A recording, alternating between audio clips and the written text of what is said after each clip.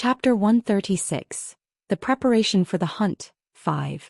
It's really hard to meet you, maybe because you are famous, a man spoke. As he was returning to the keep, the sun slowly set and the sky turned scarlet. Underneath the Lionheart's flag, which was hung high, a shadow abruptly rose beneath a rampart. Eugene silently stared at the shadow. A man stepped out of it with an easygoing smile on his face. "Hector Lionheart," Eugene said. Hector slowly approached Eugene, holding out his hand for a handshake. "I hope I wasn't being rude to the main family's son." "I didn't think it was rude." Eugene didn't leave Hector hanging. As they briefly shook hands, Hector grinned. "If I could do as I please, I would have liked to say hello to you when you arrived a while ago," he said. He was sitting on the rampart across from where Eugene was standing. The first encounter with Hector had been brief. They had met each other's gaze, smiled and waved. That was all. "I didn't want to play smug among young people just because I am a few years older than you. Besides, only the people who participated in the same bloodline continuation ceremony went to greet you earlier, right? It would have been pretty awkward if I had been there. I assume you have an interest in me, am I right?" "Everyone does." They let go of each other's hands. During that brief contact, however, Eugene could figure out many things about Hector. He's strong. A martial artist's hands, their stocky hands, their calluses, and the thickness of their joints, said a lot about the martial artist. Depending on what kind of weapons a martial artist used, their hands ended up taking a certain form. "We seem to be a little bit alike," Hector spoke, smiling. Eugene also agreed with him. Hector's hands appeared to be those of a swordsman, but also looked like a spearman's. In other words, his hands resembled Eugene's. It seems that he uses any weapons he can get his hands on. He also seems like a skillful hand-to-hand fighter. His neatly refined mana control especially piqued Eugene's interest. People did say that Hector had been the most outstanding genius of the collateral families, and it didn't look like they were exaggerating. If Eugene hadn't shown up, Hector would still have been called the most outstanding genius of the collateral lines. "Is that because we are both called geniuses?" "That is one of the reasons." Hector chuckled as he nodded. "Just like I said, anyone would be interested in you. People will be interested in you even if they aren't members of the Lionheart clan. And if they are, all the more reason for them to be interested in you." "What do you mean when you say interest, Sir Hector?" I mean a desire to win. And also plain old curiosity." "What about jealousy?" Eugene threw the question. Although he openly asked this in order to gauge Hector's reaction and see what he was planning in his head, Hector looked at him with wide eyes. "Why would I be jealous?" Hector asked in shock. "You have also been called a genius and won first place in the bloodline continuation ceremony." Right. I have walked a similar path as you, but I didn't get to be adopted by the main family like you did." Hector nodded after he belatedly understood what Eugene meant. "Me being jealous about that? I guess it could be viewed that way. I apologize for my rude question." Eugene bowed to Hector after taking a step back. When he did, Hector rather seemed baffled. "No, don't apologize. I fully understand your situation. Well, it is embarrassing to say it myself, but many other people were jealous of me too, just like they're jealous of you. It was inevitable. When a person was called a genius, other people became jealous of them in one way or another. I can't blame you for thinking that way and staying on guard against me. But I am really not jealous of you. I am in awe of you, though." "In awe?" "Yes, you are a really cool person. Although I said that you and I were alike, we are incomparable, to be honest. When I participated in the bloodline continuation ceremony, the main family members didn't participate. But how about you? You competed with not one but 3 children from the main house and you still won." Hector's eyes shone. "I wouldn't have been able to do what you have done, achieve what you have achieved since you were adopted. That is why I am in awe of you. Anyway, shall we walk? I don't have enough things to talk about that would require me to sit somewhere and talk over a drink. Besides, we stay in the same keep, so we are going to walk on the same path, aren't we? Any topic can turn into a conversation." "Not sure. I think forcing a conversation to continue causes a relationship to worsen." "Or do you mean that you have a lot of stuff to talk about with me?" "Do you not have anything else to talk with me, Sir Hector?" "No." "Haven't you been waiting for me?" "I think I did enough by waiting. A conversation isn't essential to explain how much I am interested in you. For no reason at all, I came all the way here to wait for you, and we are walking back together as I naturally talk about small things, Without forcing a conversation, Hector said nothing for a while, then suddenly broke into laughter. My. I said it myself, but it is pretty embarrassing. You aren't getting any wrong ideas, are you? I'm used to it, Eugene answered as he thought of Balzac Ludbeth, the Black Tower master. If you are that interested in me, why don't we try sparring a little? No, I will decline. I am not the kind of person that volunteers to get humiliated. I think you are too harsh with yourself. Ha. Thank you for putting it that way, but I'm nothing compared to you. I have also heard a lot about you, Sir Hector. You are an honorary knight of the White Fang Order, right? That medal is truly nothing. Do you know how many White Fang Knights there are in Roer? There are at least 500 of them, but how about your pass to Akron? Aren't there 10 passes at most? Hector guffawed, shaking his head. From the start, an honorary knight title is honorary, just as the name suggests. My name is listed as one of the White Fang Knights, but that doesn't mean I am really a White Fang Knight. With your talent, I am pretty sure you would become an honorary White Fang Knight even faster than me. Eugene was interested in the Roer Kingdom, but he wasn't really interested in the White Fang Knights, the Royal Knights of Roer. No, would it be better if I became a White Fang to dig up news about Molen? Eugene wondered. Since he wasn't a citizen of Roer, Eugene would be an honorary knight at most.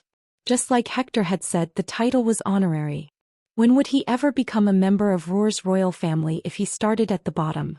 I wish Cyan would just marry a princess of Roer, Eugene grumbled.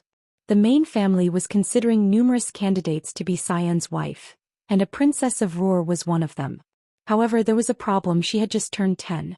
Hector. Genya Lionheart suddenly called out for Hector from a window on an upper floor. She scowled when she saw Eugene and Hector standing together. You must be close to her, Eugene calmly spoke. We are meeting for the first time in years, but yeah, we are pretty close. Genya stepped on the railing, then jumped over. Although she jumped from a pretty high place, she landed without making a sound. She strode toward Hector. Why are you two coming together? Genya asked. We met in the middle, Hector answered. She clearly didn't like his answer. With a fierce look, she looked back and forth between Eugene and Hector. Let's go. Huh. Go where? Hector bafflingly asked. You promised to spar with me. Genya snapped, grabbing onto Hector's wrist. It seemed Hector didn't want to spar, but he didn't shake off Genya's grip. Will you come with us? Hector turned back to Eugene while Hector was getting dragged away. Before Eugene could say anything, Genya pulled Hector's wrist even harder, frowning. I don't want to show him, she said through gritted teeth. Don't show what? Me sparring. I mean, I don't want to show him my skills. Genya said so as quietly as possible. However, Eugene could hear their conversation crystal clear due to his keen senses. Watching the two with a bitter face, Eugene was having an inner conflict. If he could do as he pleased, he would have liked to follow them. He wasn't interested in their skills one bit, but he wanted to pester them about watching their sparring session, precisely because Genya didn't want him to watch. If only she wasn't Genos' daughter. Eugene grumbled. He could understand Genya on some level. Besides, Genos would be in a tight spot as her father if Genya ended up hating Eugene any more than she did right now. In the end, Eugene took a few steps back as if he was doing them a favor. Thank you for the offer, but I think I will have to decline. I'm a bit tired. I've been summoned here and there right after I arrived. Summoned? Genya raised an eyebrow. My father didn't summon you, you just visited my father on your own. Genya left, dragging Hector with her. It seems she really likes her father, Eugene thought as Genya and Hector got further away. Eugene turned the opposite way and returned to the keep. The hunt was due in 2 days. Unlike the bloodline continuation ceremony, attendance wasn't mandatory and the event was held at pretty short notice. Despite that, many people from the collateral family participated, such as Garjeth, Desra, and Deacon. I don't remember anything about Deacon. 7 years ago, there had been only 2 people who had caught a little bit of Eugene's attention during the bloodline continuation ceremony, Garjeth and Desra. Aside from them, there had also been several people from the collateral family, but they were a bunch of losers not worth remembering. If I have to remember, I do remember a fat bastard. His name was Hansen or something. Deacon had been 11 at the time. Although he had been incomparable to Garjeth and Desra, Eugene had heard that Deacon had achieved a pretty brilliant exploit. With arrows stuck in his body, he had marched forward without giving up. However, he had gotten swallowed by a slime and ended up being rescued at the end. He is still better than the other losers, Eugene thought as he stared at Deacon, whom he had just met in the middle of the hallway. Deacon didn't make much of an impression even after 7 years. His body had gotten quite big, yet he still had the face of an 18-year-old boy. Hello, Deacon stutteringly said his greetings and passed Eugene by as if he was running away. Eugene kept walking, but he could sense Deacon watching him from behind. When he glanced back, he could see Deacon staring at him from far away. Deacon had also stopped walking. Do you have something to say to me? No. I don't. Deacon flinched, then shook his head. He turned back again and walked away at a fast pace. He lacks spirit, Mare said as she stuck her head out of the cloak. After she glanced at Deacon, who just kept walking, she hopped toward the door of Eugene's room. I think there are only 2 people whom you should pay attention to, Hector and Genya. What do you think, Sir Eugene? Why do I have to pay attention to them? Those 2 might attack you on the order of the Council of Elders Chief. Mare spoke quietly after she and Eugene entered the room. I don't think the chief will take matters into his own hands, considering his position. The Black Lion Knights are the knights who do the Lionheart's dirty work in the first place, right? On top of that, he is the chief. There will be plenty of men who will soil their hands on his behalf.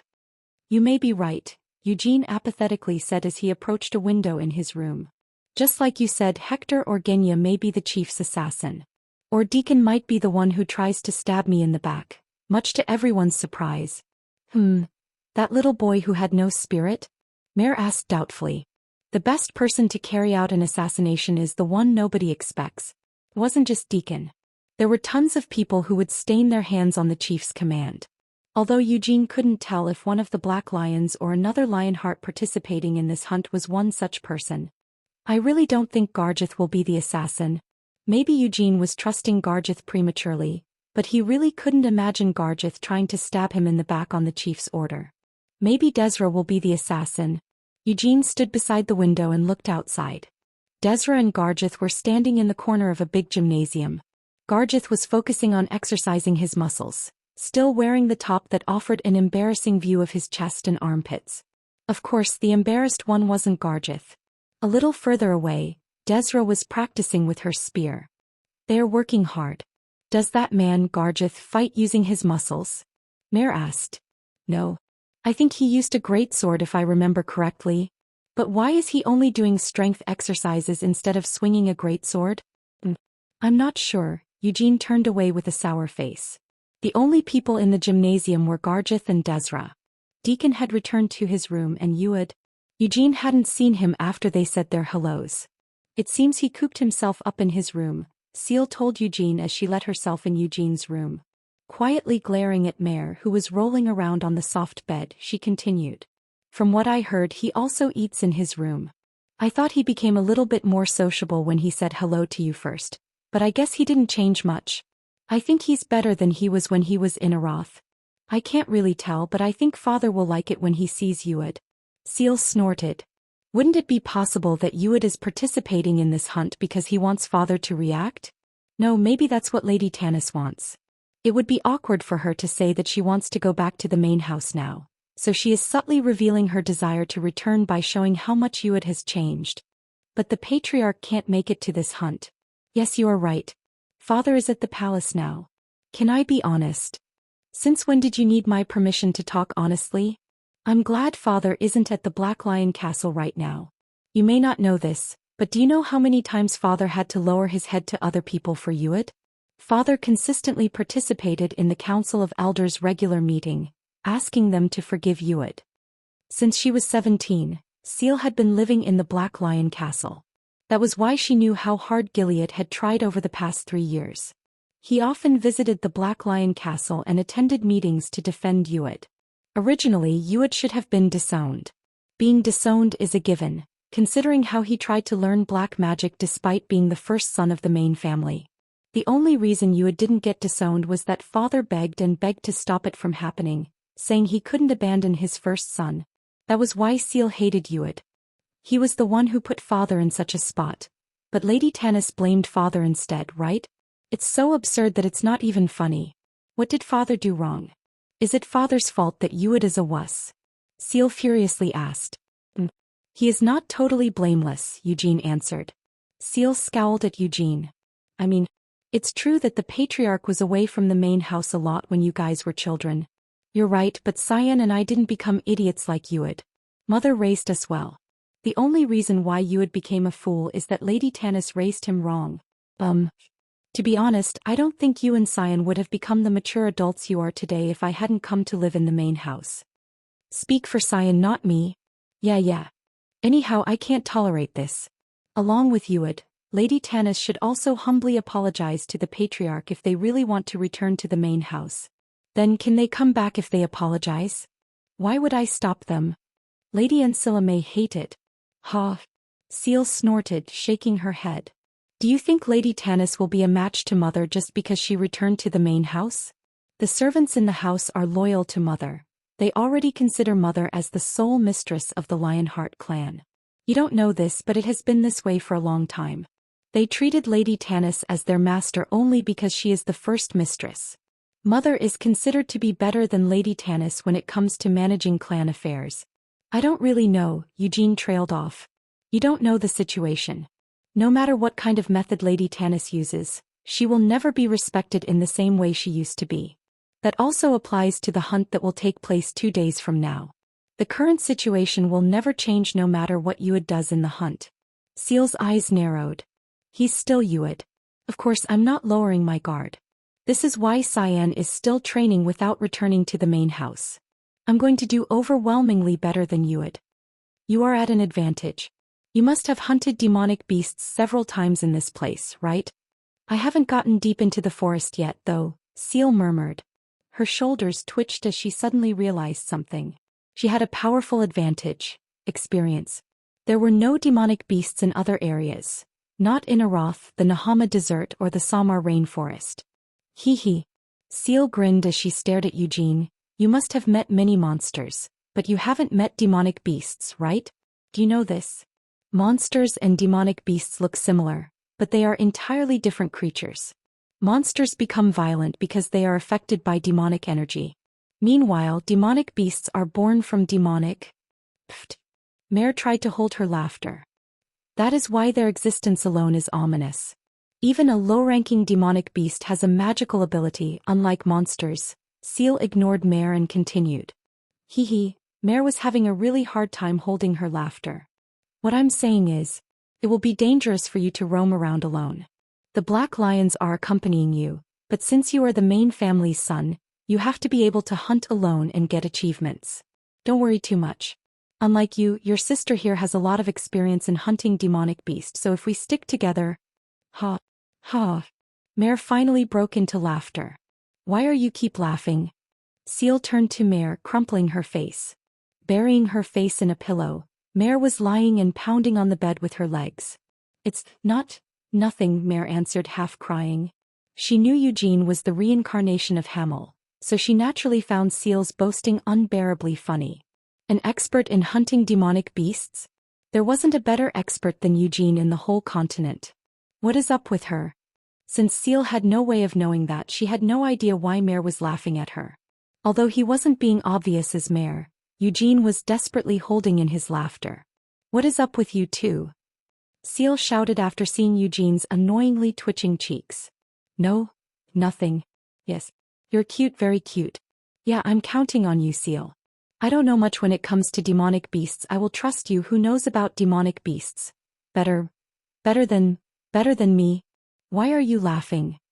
Seal could feel that she was being mocked and she had no idea why. Chapter 137. The Preparation for the Hunt 6. 2 days later, Dawn found most people in the Black Lion Castle getting busy. Monster hunting was just an annual task, not much of a special event at all. However, this hunt was rather different from the previous ones.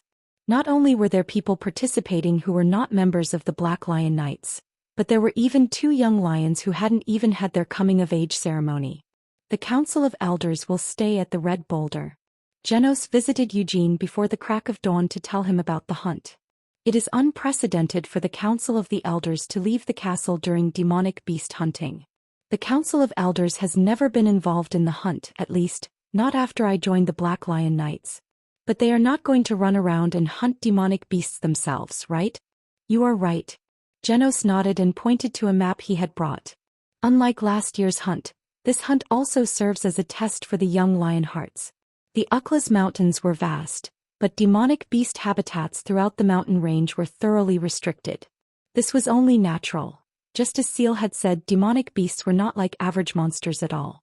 The origin of monsters had been explained by wizards long ago, but it was still a regular topic of conversation. Monsters were originally normal animals that were affected by mana and ended up mutating. It wasn't difficult to figure out which monster was related to which animal. In other words, a pet dog, a wild wolf, and a monster wolf weren't so different in nature. It also applied to human-type monsters: orcs, goblins, ogres, and trolls. Although countries like the Holy Empire would never admit it, the Magic Society of Aroth claimed that humans and human-type monsters had the same ancestors. Still, the Magic Society only consisted of a few thousands of people. Perhaps the number of people who believed in this wasn't the problem. Instead, there was a deeper problem that needed to be addressed. Who would just simply nod when they were told that orcs and goblins were humans' relatives? Demonic beasts, unlike monsters, had zero connection with any animals or humans. Some looked like animals, monsters, or humans, but their nature was quintessentially different. Namely, demonic beasts were born from demonic energy. It wasn't possible to interbreed a demonic beast with anything else. In other words, only demonic beasts could give birth to other demonic beasts. Their ominous birth gave them ferocious power, and their power was incomparable to monsters in terms of both quantity and quality. The power resembled magic, but demonic beasts didn't require magic formulas. As if they were magic formulas themselves, they used up their powers to perform magic-like attacks. The demonic beast habitat starts beyond the red boulder. The farther you go inside the forest, the more demons will appear. They will also become stronger as you go in. Although a test should be strict, we can't just let young people die. As he talked, Genos pulled out a pen and drew circles here and there on the map. Right after this hunt was planned, the 6th Division Knights pulled an all-nighter to release Eyes. Magic Eyes would transmit footage of what was happening in the forest to the post right away. All captains, including me, have received orders from the post. We are going to pave the road for the young lions, so they will not encounter any danger beyond their abilities to deal with. What about ordinary Black Lion Knights? Eugene asked as he tilted his head. They will hunt the same way they do every year. After all, this is a normal yearly activity for them. The only things that are different in this hunt is that there are special guests and a more troublesome hunting method. Continuing with his explanation, Genos moved his pen. The Black Lion Knights are going to head to the center of the forest by the shortest route. We aren't going to deal with the small fries. The ones we are going to deal with first are the monsters that block our path on purpose. Do you know what a demonic cave is, senior brother? I do. Eugene nodded. Did he learn about it in Aroth or in the main house? Genos didn't pry about why Eugene knew and how much he knew. A demonic cave is a demonic beast's nest. More accurately, it's a source that generates demonic energy, resulting in demonic beasts staying in the nearby area. What else is in that place? Eugene asked, glaring at the map. Although he had heard about demonic beasts being let out into the forest, he could tell how wide the area was when he looked at the map. What did you guys use to control this many monsters? Odd stones? Cursed relics? Or did they go wild and draw a black magic circle? Magic stones were basically pieces of solidified mana. They were usually found inside monsters or places where mana stagnated. Odd stones were similar to magic stones in that they were lumps of demonic energy. Just as magic stones were used for mana training, odd stones were used when black wizards cultivated themselves. Cursed relics were different from odd stones in that they were items intentionally imbued with abundant demonic energy. A low-class cursed relic wasn't worth much, but a high-class cursed relic generated demonic energy on its own. Things that could be classified as high-class cursed relics were Incarceration's Staff, Belial's Bloody Mary, or Demon King weapons like the Demon Spear Luentos or the Annihilation Hammer Jigalath. The radius of this demonic beast habitat is ridiculous. Eugene glared at the map with squinted eyes. He would have understood it if this place were Helmuth, but this was the south of Kiel. On top of that, the forest was in such a lively mountain range, and yet the demonic beast's habitat was this wide? We used all 3 of them. Genos answered Eugene's question with a bitter smile. Using cursed relics and odd stones as catalysts, we carved a black magic circle deep inside a demonic cave. This hunt is to control the demonic beast's population, but it is also to manage the magic circle at the center of the forest. Dangerous. The word crossed his mind, but Eugene left it unspoken. This was the Black Lion Castle. One of the continent's best knightly orders lived here. On the off chance that magic overload occurred, resulting in a large influx of demonic energy, the inhabitants of the Black Lion Castle were more than capable of bringing the chaos under control before a demonic beast invasion occurred. The world really changed, Eugene thought. He clicked his tongue and leaned back on his chair. The reason why demonic beasts were at the loose in the Black Lion Castle forest was that they were used to train knights. It would have been absolutely unacceptable in Eugene's past life. However, 300 years later, it had ceased being wrong or even uncommon for that matter. In fact, other famous knightly orders often trained their members using demonic beasts as well. This kind of training helped the knights prepare for real combat, and it wasn't like it was a big deal if the knights killed the beast. From what I heard, some tribes in Samar even nurture demonic beasts. Furthermore, demon folk were also sold as slaves at the Bolero Street in Arath. Whenever Eugene saw such reality, he couldn't help but feel a sense of incompatibility. This was one of these moments. So, we are going to wear a bracelet? Eugene asked, dumbstruck. Yes, you are. Every time we catch a demonic beast, it will be recorded by the bracelet. And the people at the post will check it? There is already a bet going on among the knights, Genos answered as he shrugged. The bet is about who will catch the most demonic beast. Unsurprisingly, most people picked you, senior brother. Some also picked Hector. Anyhow, picking who will get first place doesn't work because the odds of you winning are just too high. That is why everybody is honing in on who will come in second place. Who did you bet on, junior brother? Eugene asked. Who do you think? Your daughter. Yes, I did. Please keep this a secret from Genya. She would obviously get angry as to why I didn't bet on her getting first place. We are not that close enough to talk about such stuff. Eugene cleared his throat. He was hiding his discomfort of making demonic beast hunting into competition while wearing bracelets that recorded the head count. Why are young ones nowadays treating demonic beast hunting as a joke? Well, this place isn't Helmuth though, Eugene thought. With a bitter face, he nodded. I guess there are some people who are betting on Uid, right? There are some crazy young ones who are betting against the odds trying to get a higher share. Most people think Master Uid or Deacon will come in last. People's assessment about Uid was disastrous, considering that Uid was the main family's first son. However, Eugene's opinion was not so different from theirs. A total of 9 Lionheart youngsters participated in this hunt. Among them, Hector was strong enough to become an honorary knight of the White Fang Order. Genya was talented enough to be compared to Shimuan's 12 finest. No need to even mention Cyan and Seal. I'm guessing Garjith and Desra will probably be in the lower ranks, but that's mainly due to other participants being too strong. They are not bad if I only consider their skills. Deacon was the one who overwhelmingly lacked skills. In fact, Uid isn't too incompetent when it comes to skill. Uid was at the 4th circle of magic. 4th circle wizards were treated with respect everywhere.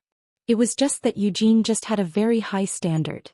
He had already surpassed the 4th circle when he was 18, and Uid was 22 this year. Circles aside, there is no way Uid has real combat experience. Deacon actually could turn out to be better than Uid when it came to real combat. A location tracking spell is also engraved into the bracelets. Your locations will be relayed to me and other captains in real time. Just like the old times, Eugene murmured, nodding. He had worn a similar bracelet during the bloodline continuation ceremony. I won't stay far away from you, senior brother. If any danger comes your way, I will step in right away. Genos stopped talking for a moment and shook his head. Although I can't really imagine the council head. No, anyone will try to assassinate you in these circumstances. Maybe it will be easier to assassinate me precisely because of these circumstances, Eugene answered, chuckling. They know my exact location at all times during this hunting game. From this perspective, it was indeed the perfect time to assassinate Eugene. A game, Genos murmured with a bitter smile. He certainly also thought that this hunt had more game-like components than the previous ones. Maybe, if they are confident in their ability, Genos thought. Eugene could be assassinated at any moment, and he was treading on the home ground of a person that could have been behind the previous assassination attempt. However, he was unperturbed. Genos had felt this before, but he really couldn't believe Eugene was a 20-year-old man, basically someone who had just become an adult. He felt that even more when Eugene was in the same room with those of his age. They are nervous, Genos thought. People had already finished building the facilities necessary to make the red boulder function as a post. Genos looked forward with squinted eyes. Including Eugene, 9 people stood in line. With white bracelets on their left arm, they stared at the forest in front of them, which sunlight hadn't yet reached. Don't be too afraid. Doins, the head of the Council of Elders, spoke with a grin. They are called demonic beasts, but for all intents and purposes, they're just monsters that are a bit more annoying. If you are a true Lionheart, you shouldn't fear mere demonic beasts, since our ancestor is the great Vermouth Lionheart. While Doins spoke relaxedly, Deacon's shoulders were noticeably slumped. Yuad stood beside Deacon with a surprisingly calm look on his face, but the tips of his fingers were faintly trembling. Deacon and Yuad weren't the only people who feared the unknown. Garjith swallowed hard and Desra took several deep breaths. The idea is simple. Doins pointed to Cyan's wrist. Cyan had been trying to maintain his composure, but as he was being unexpectedly pointed out, he flinched in surprise. I think the people standing in front of me will definitely be leading the next generation of the Lionheart clan. Since those promising young people are gathered here today, won't it be more fun to mix competition and game if we are going to do it anyway? Doins fixed his eyes on Cyan. Cyan just took it as Doins paying extra attention to the next patriarch. I'm telling you this beforehand, but there is no reward. Doins laughed as if he was joking. I'm serious. No matter how many monsters you kill, we don't have any valuables we can give you as rewards. I'm guessing it doesn't matter since we are doing this hunt annually in the first place. And you guys are voluntarily participating, right? I don't want any reward, Genya answered. She and Hector weren't showing any sign of nervousness. I just want to prove how much I've improved. That is why I am participating in the hunt. Genya spoke while blatantly staring at Eugene. You want honor. That is also a good motivation. Doins nodded, grinning. When Yuad heard this word, his eyes shone. The tips of his fingers were no longer trembling. Well, Doins stepped aside. We don't need to get set go, right? The way to the forest is already open. If you go a little further in, you will encounter hungry prey. I'm just saying this out of concern, but be careful so you don't become prey. There were no rules in this hunt. If the participants wanted to compete, they could compete. They were also able to form a group if they didn't want to compete. They were even allowed to not go in if they didn't want to. Will you come with me? Hector offered. However, Genya coldly declined. No way. She strode forward but then stopped and turned toward Eugene. I'm not going to lose. She blurted out the same words as before, then sprang forth to the forest. Hector dryly chuckled as he watched Genya get further away. So, then, does anyone want to come with me? I am going, but I would like someone to accompany me. I don't want to feel lonely. Deacon was the one to react to Hector's offer. After hesitatingly looking around, he approached Hector. However, the two of them were the only ones to form a team. Others had no intention to do so. Just like Genya had said, everybody wanted to prove themselves in this hunt. Their young passion led them to step forward. Are you going to be okay? Cyan asked Yuad. It seems this hunt will be difficult for you, considering your ability. Huh. Thank you for worrying about me, Yuad answered, beaming. I will be okay. The forest is definitely dangerous, but it won't threaten my life. Yuad glanced at the chief, but Doins stayed quiet, only a faint smile on his face. Besides, this hunt is like the coming-of-age ceremony that I didn't get to have, so I can't receive your help, brother. I have to do this on my own. There was firm determination in Yuad's whispers. Cyan looked somewhat bewildered. It seemed that he hadn't expected Yuad to say such a thing. Everything will be okay, Cyan thought as he looked back. Aside from the captains, the Black Lion Knights were already in the forest. The captain of the 3rd Division was at the main estate, so only 5 captains were currently at the Black Lion Castle. Among those 5, the captain of the 6th Division was going to stay in the post to manage the magic transmission.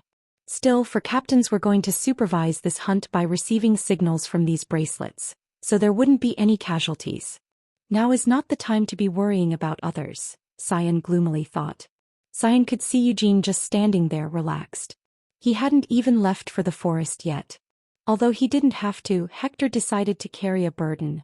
Cyan had a lot riding on this hunt. The patriarch had to always be careful when they made their move.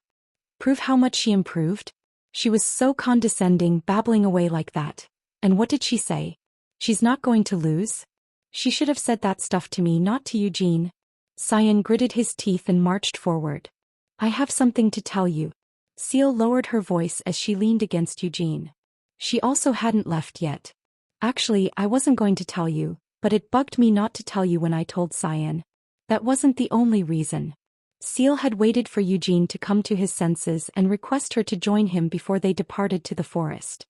You are never going to ask for my company, Seal thought. She was certain when she saw the look on Eugene's face. That annoying prick would never ask her something like that. Listen carefully. I am telling you this because I am worried about you. If you enter without, there will be dizzy lumps, Eugene indifferently interrupted her. Huh. There will be dizzy lumps, am I wrong? No, you are right. I thought they divided the sectors manually. Well, it sure makes their work easier if they release dizzy lumps in the forest. Eugene grumbled as he walked toward the forest's darkness. Dizzy lumps were a type of demonic beast. Covered by the darkness, they crept along the forest paths, causing the vision of their prey to blur and its senses to fail. After taking away the prey's senses, the dizzy lumps caused it to lose strength by making it wander through the forest. Then the dizzy lumps opened their mouths wide in the dark and led the unassuming prey in. How did you know? Seal asked as she followed Eugene. Eugene snorted. I know one when I see it. There were several inconsistencies he had noticed. First of all, the density of the darkness covering the forest was inconsistent. Secondly, the edge of the darkness was undulating like a sea wave. Finally, within the scent of the green forest, he could sense a trace of a different smell. You know one when you see it? Seal shook her head, unable to understand him. Chapter 138. The Hunt. 1. The somber forest smelled bloody, yet had a smell that Eugene had missed. Seal, who had been following Eugene, was nowhere to be seen now. He couldn't even see the people who had entered the forest before him. He took a look around. 10 minutes had passed since he had entered the forest after passing the red boulder. However, Eugene felt as if he had been inside for longer than that. The forest was so dense that it looked as if he had already reached the center. In a forest like this, he had to be wary of these kinds of illusions. Eugene felt something different in the air, something that seemed to stick to his airways every time he breathed. It wasn't mana or a primal spirit. It's a sweet old memory. 300 years ago, Helmuth had been a terrible hell, but Hamel had gotten most of his good memories precisely in that terrible hell. He had lived half of his past life in Helmuth. As a survivor of a monster attack, he had spent his teenage years as a mercenary, blindly trying to get revenge. Thus, he had little to show in terms of good memories. If he really had to pick something, it would be the memory of his first murder, or maybe the first time he had finished a quest on his own. I guess I can't really call those things memories to reminisce about. Eugene smirked as he took a step forward. As if it had been waiting for him, something popped up from underneath his feet. It was an ambush, but the signs were obvious. Whoever failed to avoid this obvious ambush clearly had some sort of problem. Thump. Using the step forward as momentum, Eugene kicked the attacker. The thing that had tried to drag Eugene into the shadow was a scrawny black hand. Wow, Eugene smiled as he lowered his body. Seemingly flustered, the black hand crawled toward the darkness. However, Eugene's hand was much quicker at catching it than the black hand was at escaping. This really reminds me of the old days. The thing he had just dragged out of the darkness looked nothing like a monster, much less a demonic beast. At the end of the scrawny arm was a bumpy lump of flesh. When he waved it in midair, a slit appeared on the lump of flesh, revealing sharp teeth. Yuck, Mare said as she stuck out her head from the cloak. When she saw the dizzy lump, the monster swinging in Eugene's hand, her face twisted into a frown. It looks so gross. How can you just grab that with your bare hand and shake it? It's like catching cockroaches. Do you think anyone can relate to that? Why in the world would you catch a cockroach with bare hands? You can use tools or magic. No, wait, a situation where a cockroach appears in front of your eyes is wrong in the first place. Disgusted, Mare shook her head. It seemed quite natural for her to loathe something this disgusting, considering her appearance and mental age. However, Mare's loathing was rooted in the fact that this thing was a monster.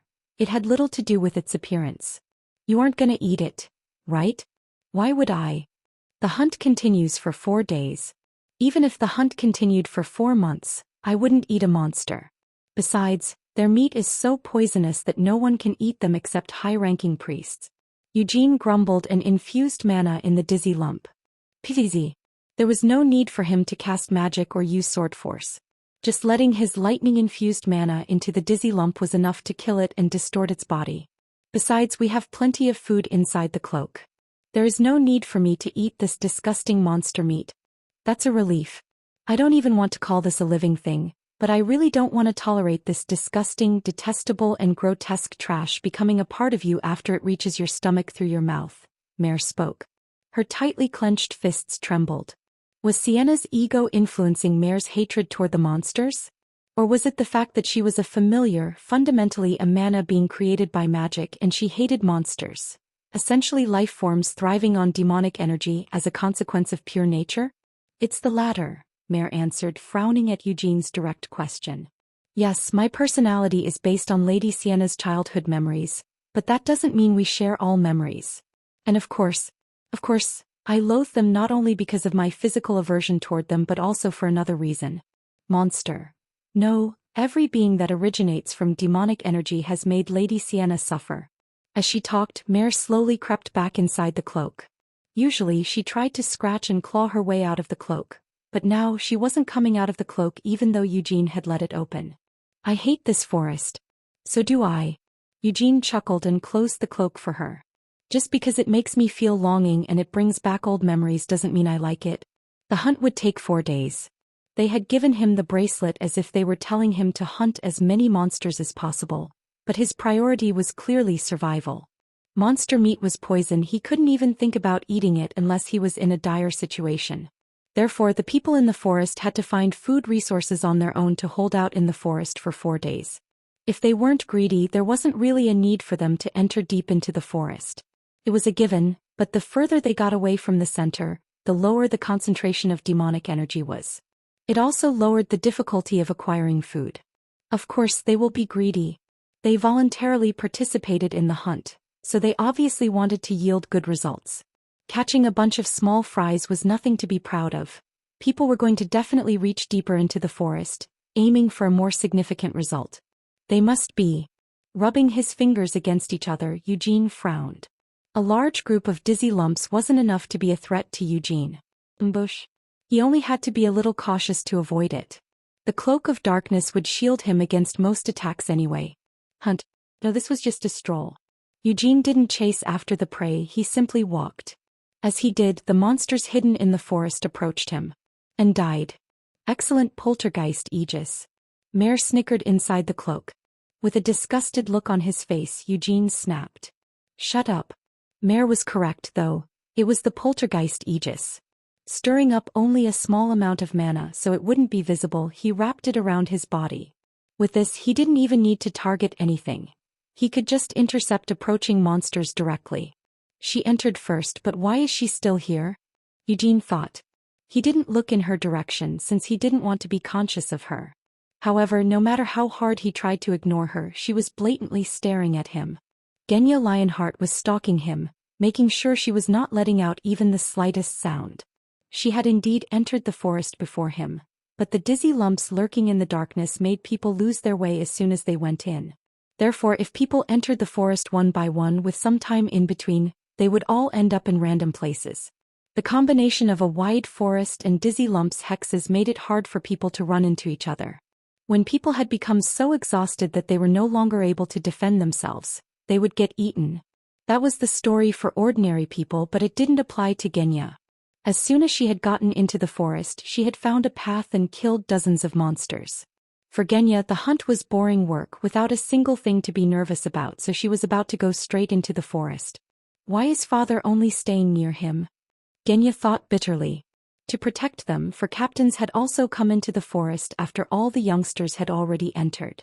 Their goal was to protect 9 young lions from harm, after judging whether or not they needed to interfere. However, Genos, the captain of the 2nd Division, didn't move around.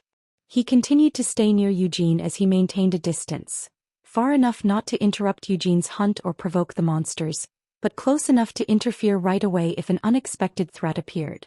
His favoritism was so obvious. As his daughter, Genya was not able to let it slide. If there was a person who Genos should favor, it should have been her, his biological daughter.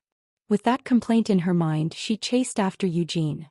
While his own daughter was protesting against his actions, Genos still did not leave Eugene's vicinity. He had his reasons. He was staying on guard for a situation where the council had attempted to kill Eugene. Since he was aware of the possibility, he couldn't leave Eugene and let it come true. Genya's jealousy was also understandable. Genos was a Black Lion Knight, so he stayed in the Black Lion Castle instead of his home. Of course, he returned home several times during his vacations, but Genya hadn't been home for 7 years because she was busy cultivating in Shimuin. In other words, it was her first time meeting her father after 5 years. Therefore, she believed her father was going to tail her and see her achievements. Genya took a deep breath. Mana was invisible to the naked eye, but when she concentrated hard, she was able to visualize the invisible flow of mana. Genya could feel the flame wrapping around Eugene's body. No, it was more like thorns rather than a flame. He looked simply off guard while walking. However, his thorns crept and spread out to the surroundings. When the monsters that thought he was their prey came into contact with the thorns, the poison led them to the end of their lives. No, that's no poison, Genya thought as she realized. It was unbelievable, yet she had no choice but to admit it. That's Poltergeist Aegis. It was the technique of Hamel, a great hero who deserved respect. His technique had been passed down in the Lionheart clan for 300 years. Is that? Genya did recognize it, but she couldn't believe her eyes. She also knew how to use Poltergeist Aegis, but her Poltergeist Aegis wasn't that transparent. It's not sword force. He's letting mana out just enough for it to stay invisible. But it's just mana, so how can he kill the monsters with it? Genya wondered. At first she had thought he was a coward using poison, but after some time she had become certain that it wasn't poison. However, she couldn't understand how mana, not sword force, was able to kill monsters. In the end, she decided to see for herself. Standing up, she measured the distance between Eugene and herself. She could shorten that kind of distance in an instant. But what about her father? He was staying far away, but he was certainly monitoring the situation. Would he interfere if she attacked Eugene? That will never happen. The purpose of the hunt was to kill monsters, but they had received no warning about fighting each other. Although it was a pretty weird conclusion, Genya believed that was intentional. That was understandable. It was very natural for the Knights of Shimuin, the place where Genya had cultivated for 7 years, to fight each other. After measuring the distance once more, Genya sprang forth. As the distance quickly shortened, the size of Eugene's back gradually increased. Shall I draw my sword? No, that's overkill.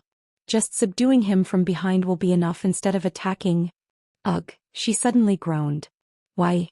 Her lips twitched against her will as she groaned even louder. There was no way this was ordinary mana, or something like this would not have happened. Eugene had simply blocked the attack coming from behind. The thin layer of mana, invisible to the naked eye, turned into flame. Pizzy. The lightning mixed into the flame struck Genya. She gritted her teeth to endure, but her groans only kept getting louder. Her hair bristled up and her body twisted by itself. The only reason why she only suffered a minor shock was that Eugene was limiting the output of lightning, while Genya's own mana also rose automatically to protect her. Air. The mana from her core shook off the lightning. After coming to her senses, she instantly retreated, leaping backward. She had gotten rid of the lightning, but she was still suffering from the effects of the electric shock. She stretched her aching limbs as she panted. Just. Genya couldn't even move her tongue very well. She didn't want to speak with a lisp, so she kept the questions short. I am the one who asks the questions here. What are you doing so suddenly? Why did you attack me? Dodging Eugene's questions, Genya cleared her throat. Only after her tongue unstiffened did she fiercely glare at Eugene, saying, I thought you were a monster. What? You may not know, but there is a monster who imitates humans. Her excuse didn't make any sense. I just came by to check. I had no intention to attack you. See, I didn't even draw out my sword. I simply approached you. Why are you following me around? Following you around? Oh, you're wrong. I never followed you around. You were hiding in plain sight. Why bother lying? What do you mean in plain sight? Nonsense, I perfectly muffled all the sound. See? You did follow me around, Eugene provokingly said. Hearing his remark, Genya was shaken. She stared at Eugene for a moment and turned her head away along with her braided hair. Haven't I told you before? I am not going to lose to you. Yeah, so? What does it have to do with following me? Sir Eugene. You are an enemy that I don't know. Genya desperately came up with excuses. To achieve a victory in a fight against you, I have to know about you. Investigating the enemy is a basic tactic in a fight. You must have considered my investigation as shadowing because you are ignorant. Actually, I would like to ask what you are doing here. It has already been a few hours since the hunt has begun. Why are you still wandering around the entrance? No way. Are you going to kill time in a safe spot to avoid danger? Genya squinted and scowled at Eugene. Sir Eugene. I am aware that you are being favored by my father.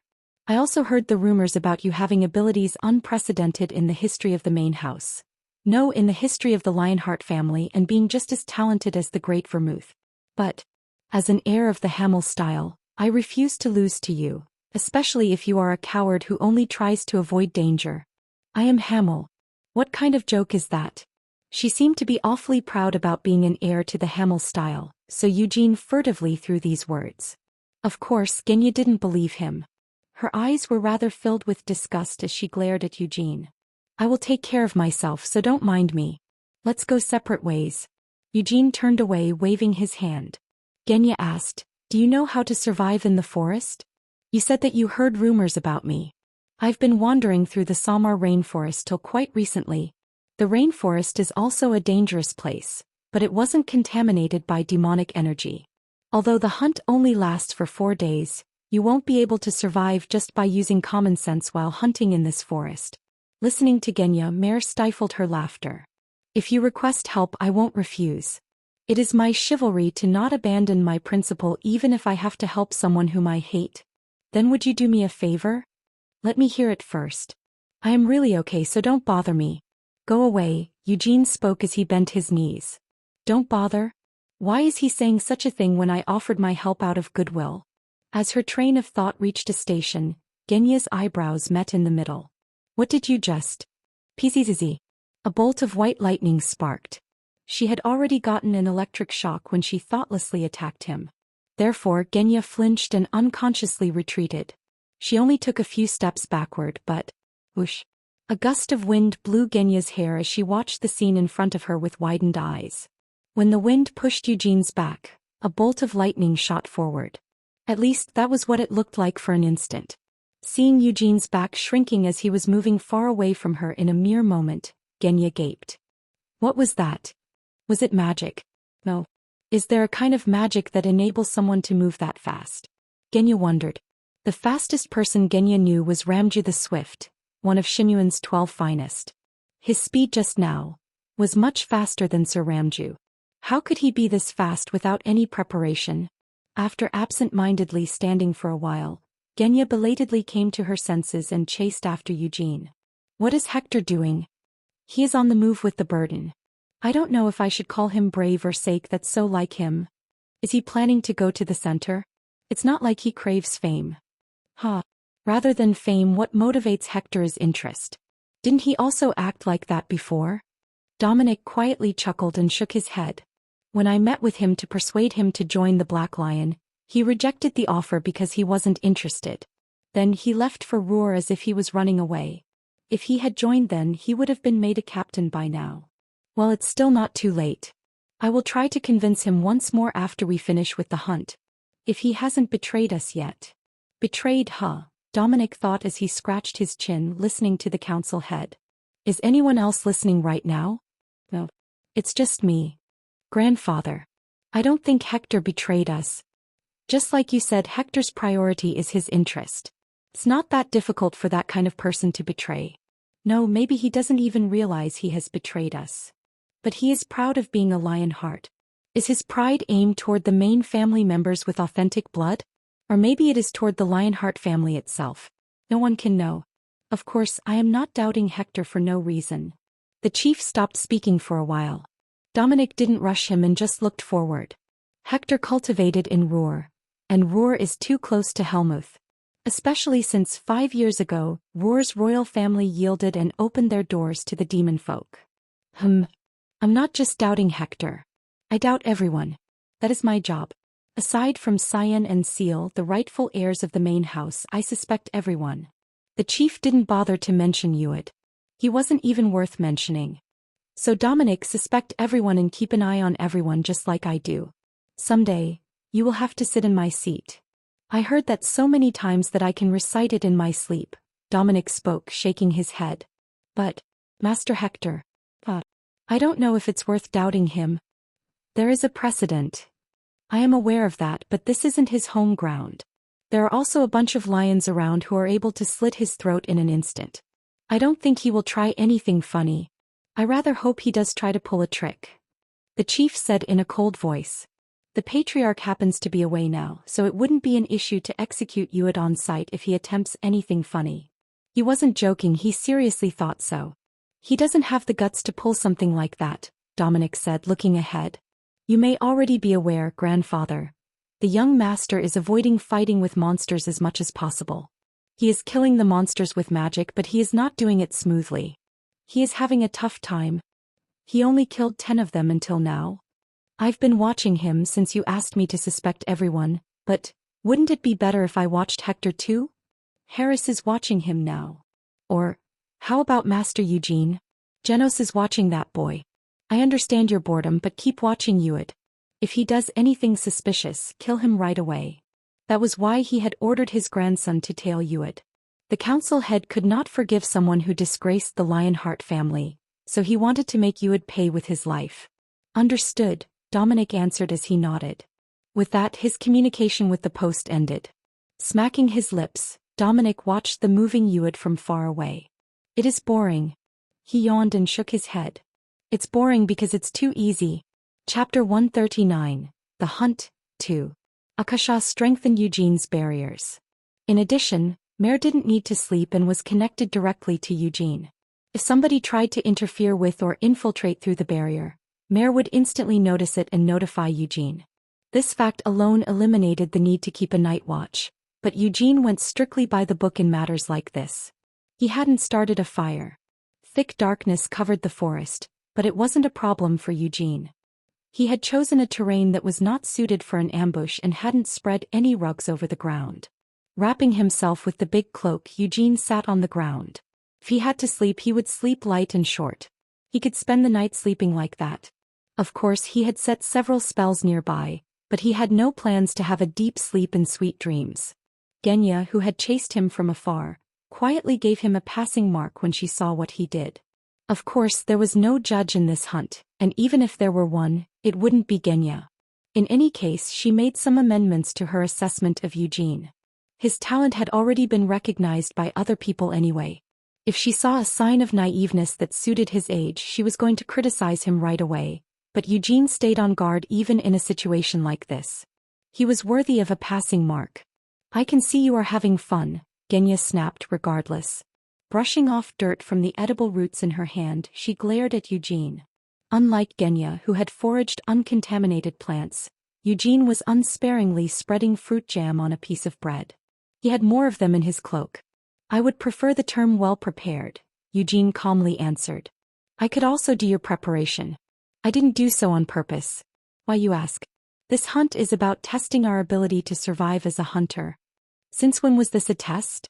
Ever since the bracelets that record the head count were wrapped around your wrist and mine, this hunt was no longer an ordinary one. It also became a test, Sir Eugene.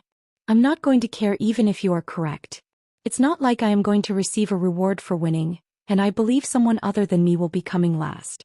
Even if I come in last by any chance, I will only be embarrassed. That's all. Sir Eugene, do you not have any ambition to prove yourself to everyone? I have always been proving myself until now, haven't I? Eugene bit the bread, chuckling. Genya looked back and forth between the slice of bread with a thick layer of jam and the dirty roots in her hand.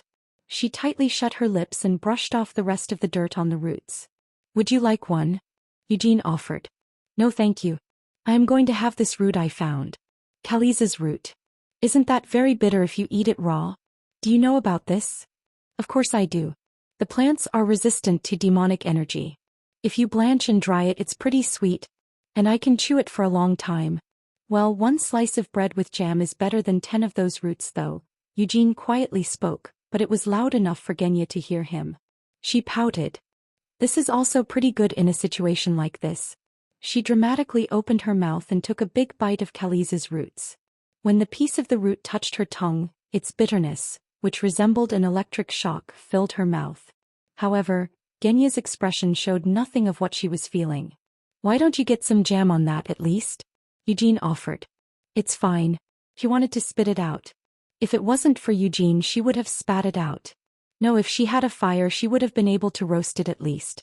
Stopping the corners of her lips being contorted with difficulty, she forced herself to swallow the root. Are you going to follow me during the entire hunt? I told you I'm not following, Genya answered, but Eugene didn't listen. He just stood up, so she cleared her throat and nodded. I am going to leave after I finish eating. Straightening her face, she continued. Although I only saw fragments, I have witnessed your capability, Sir Eugene. I can indeed understand why my father favors you. Since I have witnessed your ability with my own eyes, I have no choice but to recognize your ability. Have you been following me because you couldn't recognize my ability? I only wanted to see it for myself, she snapped, then stood up. And I have seen enough. Even if I catch more monsters than you in this hunt, you won't think you lost, will you? Nope. Still, I will catch more monsters than you. Do your best, Eugene answered relaxedly.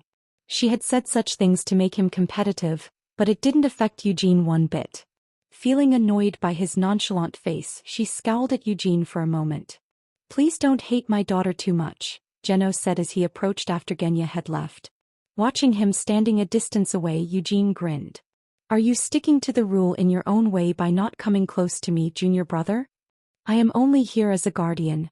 It seems your daughter is very discontent with you staying near me like this. I have no other choice. If you hadn't told me about the possible assassination attempt, I wouldn't have stayed near you, senior brother. What is the council head doing? He is staying at the Red Boulder, Genos continued, being conscious of the communication device on his ear.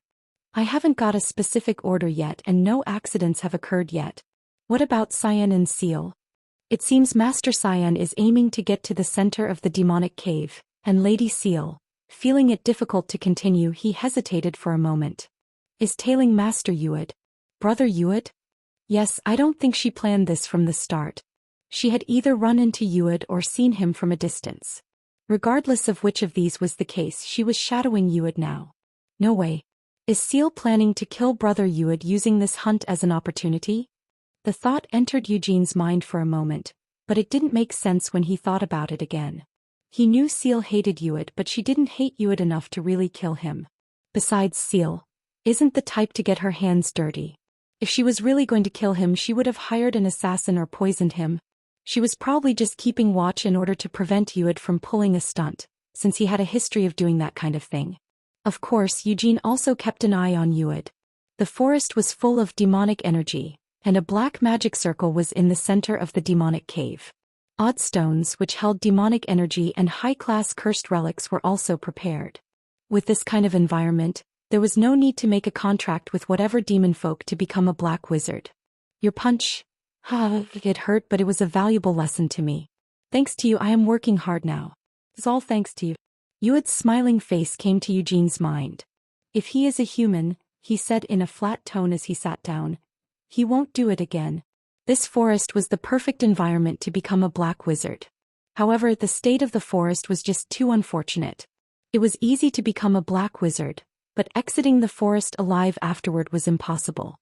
Dozens of Black Lion Knights were at the center of the forest. The moment Yuid turned to the demonic ways, the teeth and claws of the Black Lions would rip him apart. The captains wouldn't even have to step up. Yuid is at the fourth circle.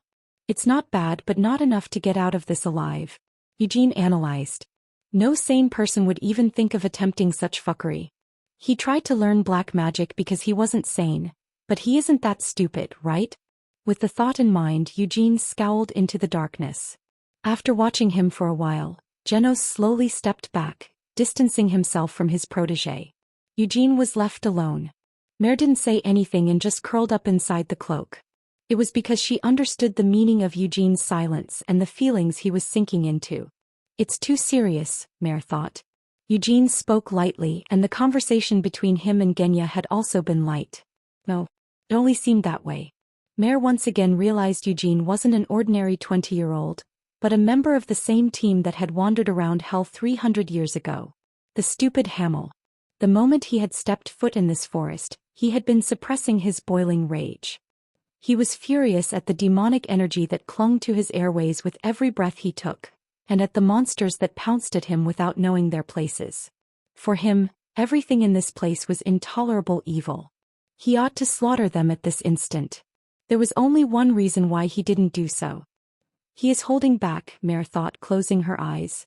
Inside the cloak of darkness, she crouched in the middle of the darkness that filled the cloak. There was no tremor in the darkness, but there was a sound. The sound of a beating heart. Sometimes Eugene's thoughts became voices and echoed inside the cloak.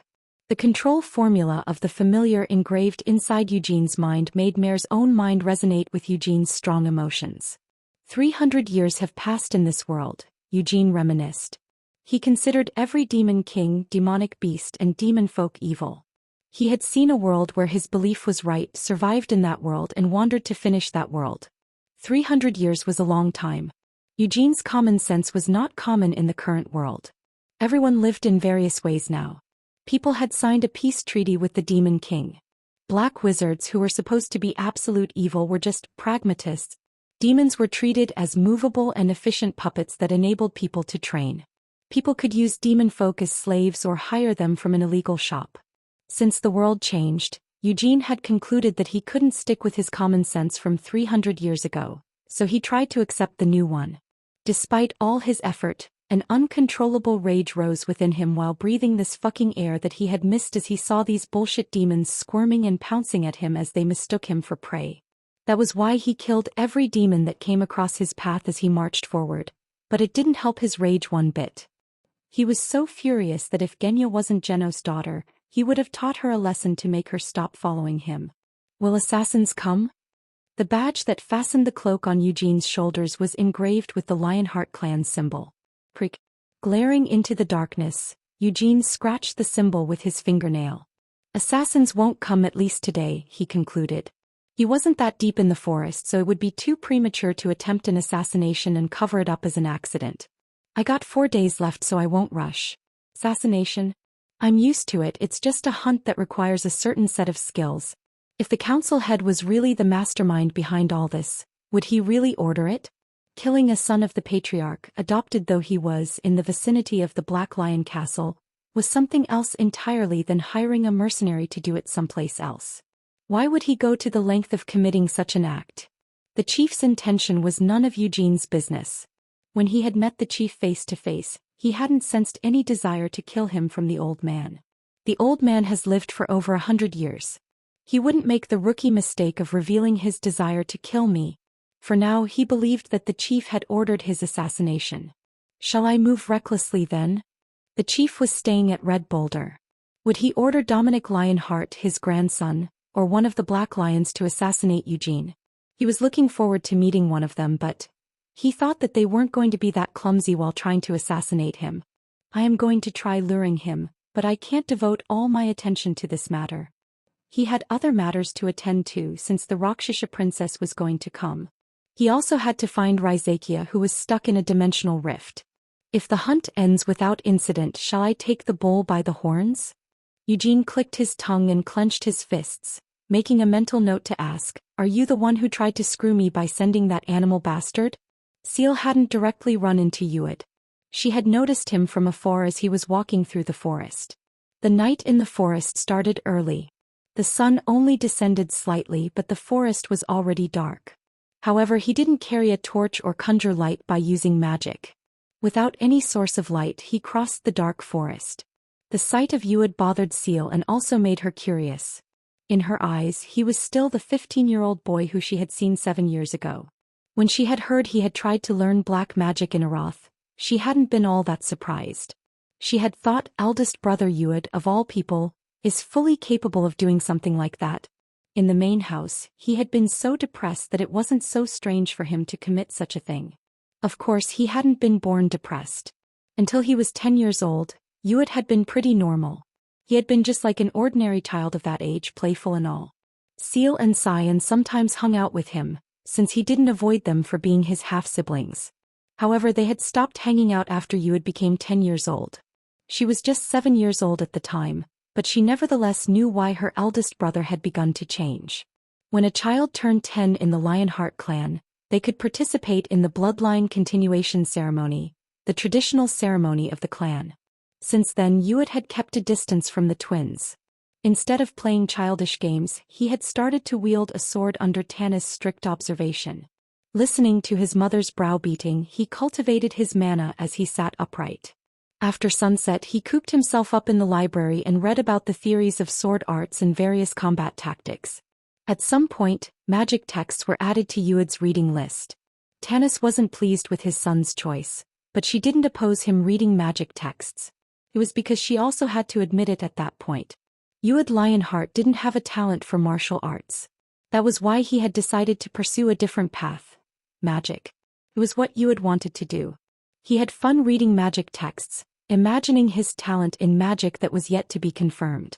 It was much more fun than devoting himself to practicing sword arts, which he was bad at as he got scolded by his mother. Seal remembered Yuet from that time. With twinkling eyes, he would shut himself inside the library and flip over the pages of magic texts. It hadn't been long since he had started to learn magic, and he wasn't even good, but he stirred up his mana and mimicked magic. Yes, that was mimicry after all. It wasn't real magic. Although he indulged himself in magic text, he was unable to cast magic. Shutting himself in a room where thick curtains blocked all lights, he did so many things. Read magic texts, swung a sword, mimicked magic, and imagined his bright future in magic with sparkling eyes. Seal thought as she came to a halt. Something was weird. She crouched down and glared at a corpse. Seemed to be a demon corpse. Was it a corpse? Frowning, Seal pulled out a dagger. When she shoved the dagger into the body, the corpse bled. There was no sign of spasm in the body.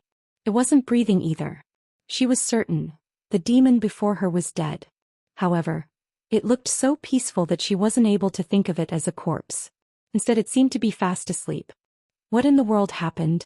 Tilting her head in confusion, Seal stood up.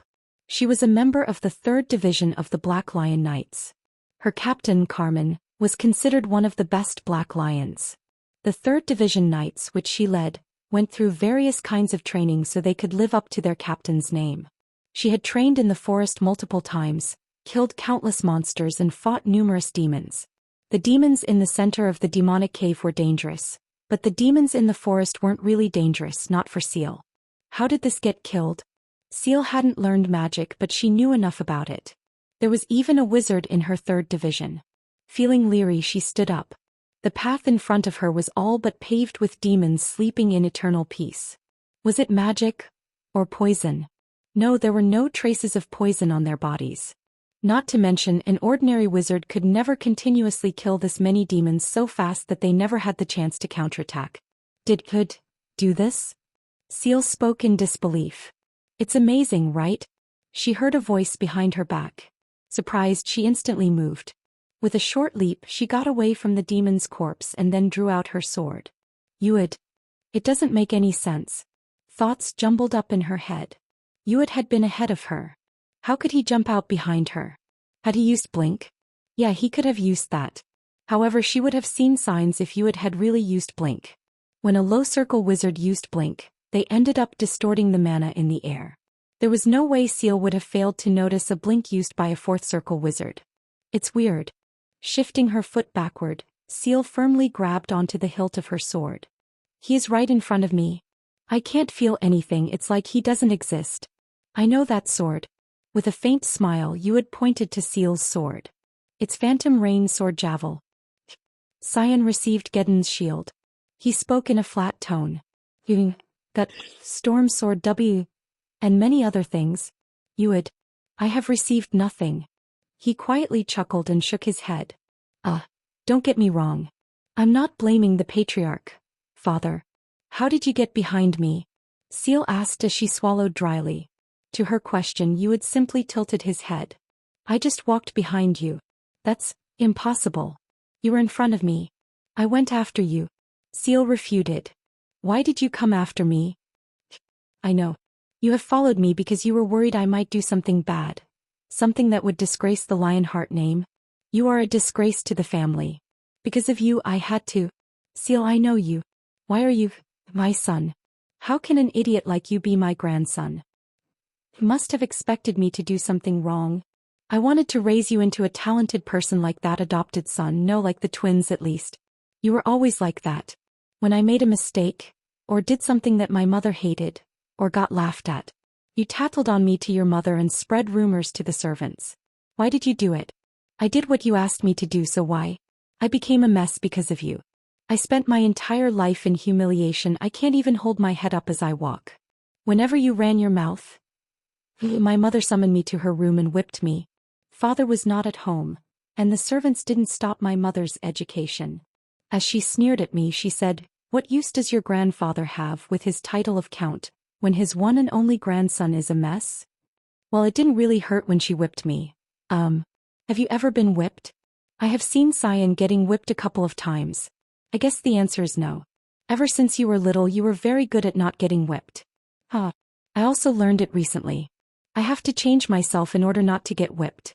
If I change, I can make my mother smile. You would, Seal cautiously called him. She tightened her grip on the sword. Tiny cracks began to spread across Javel's blade. You sound really weird right now. Weird? Yuid shook his head as he smiled. I'm not weird. Seal didn't know why, but she felt a shiver running down her spine. It wasn't magic. Then what was she sensing? He's going to do it, she bitterly thought. Although she had a hard time believing it. He's going to attack me. Yuid was going to do something really stupid. Yuid. Stop. Seal called him again with a trembling voice. You have been looking forward to seeing me doing something like this. Yuid answered in a pleased tone. And by the way, Seal. The darkness in the forest undulated. I have decided to not listen to other people from now on.